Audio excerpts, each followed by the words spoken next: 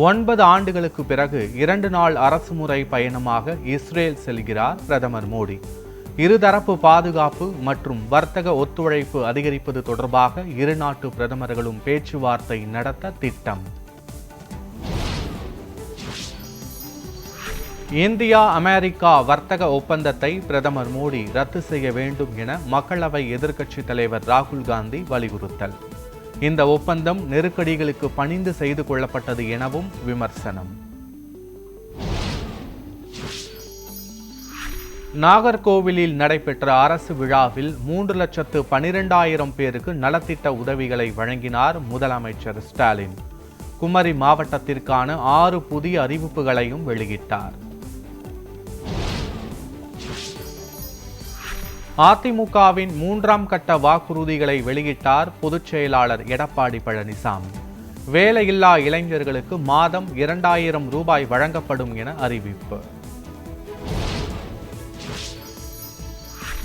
கூட்டுறவு வங்கியில் வாங்கியுள்ள கடன்கள் முழுவதும் தள்ளுபடி செய்யப்படும் என அதிமுக வாக்குறுதி. விசைத்தறி நெசவாளர்களுக்கான இலவச மின்சாரம் 1000 யூனிட்டில் இருந்து 1400 யூனிட்டாக உயர்த்தப்படும் என அறிவிப்பு.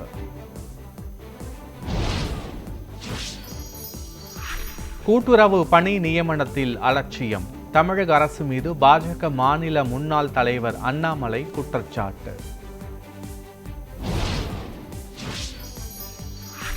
இந்திய தலைமை தேர்தல் ஆணையர் ஞானேஷ்குமார் நாளை தமிழகம் வருகிறார். தமிழ்நாடு மற்றும் புதுச்சேரிக்கான தேர்தல் ஆயத்த பணிகள் குறித்து விரிவான ஆய்வு மேற்கொள்ள உள்ளதாக தகவல்.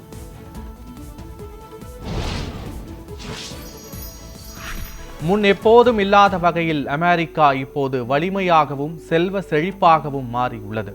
அமெரிக்க அதிபர் ட்ரம்ப் பெருமிதம்.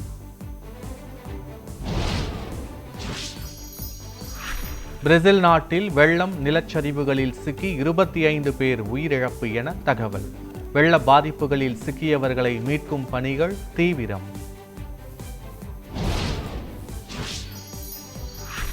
யுக்ரைன் போரை நிபந்தனையற்ற முறையில் நிறுத்த கோரி ஐநா சபையில் தீர்மானம் கொண்டுவரப்பட்டது. வாக்கெடுப்பில் இந்தியா உள்ளிட்ட 51 நாடுகள் கலந்து கொள்ளவில்லை. T20 உலகக்கோப்பை தொடரின் சூப்பர் 8 சுற்று போட்டி 2 விக்கெட்டுகள் வித்தியாசத்தில் பாகிஸ்தானை வீழ்த்தியது இங்கிலாந்து.